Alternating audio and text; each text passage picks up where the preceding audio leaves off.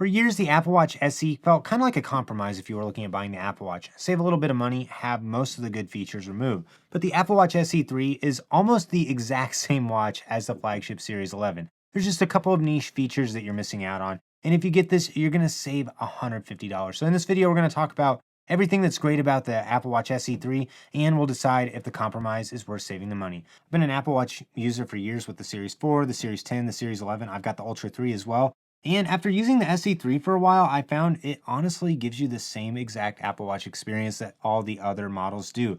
Really, the only thing I noticed on this is I kind of missed the wider screen and the wider viewing angles that the nicer watches have. Other than that, I didn't feel any difference in the user experience of this watch versus the other higher end ones. I was still able to track all my workouts, text, get notifications, and do all those other watchy things you need to do. And the SE3 runs on the same exact S10 chip as the Series 11, which enables fast performance for launching apps, tracking workouts, or for scrolling the menus. It also supports all of Apple's modern software features like on-device Siri for health commands, and it also has the new double tap and wrist flick gestures for one-handed control. All the same critical features that you need for safety, like emergency SOS, international emergency calling, fall detection, and crash detection. The first area where you will notice a small difference from the SE is the battery life.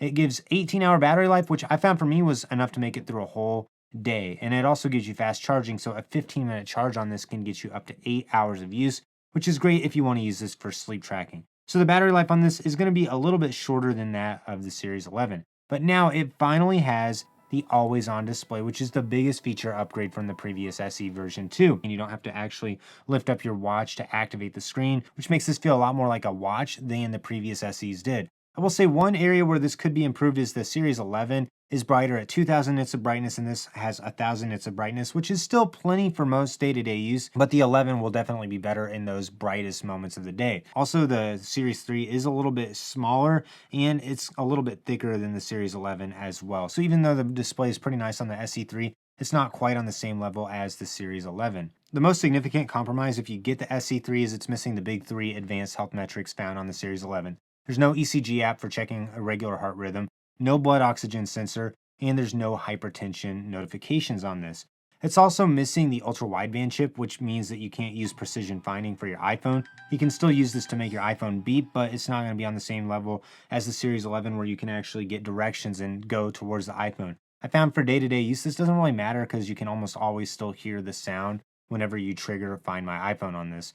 Also, this is missing the depth gauge for serious water sports, and it also doesn't have a water temperature sensor like the Series 11 has. I think most people aren't going to care though. A couple physical differences now. The SE3 is slightly thicker and heavier than the Series 11, and it's limited to 2 colors, Midnight Aluminum and Starlight Aluminum. The Series 11 has premium materials like titanium, and there's more color options you can get, but those titanium finishes are going to cost more as well. Also, the SE3 is available in either 40mm or 44mm, and the Series 11 comes in 42 and 46mm. So for $150 less, the Apple Watch SE3 gives you the same S10 chip, the always-on display, fast charging, and all the crucial safety features that you need.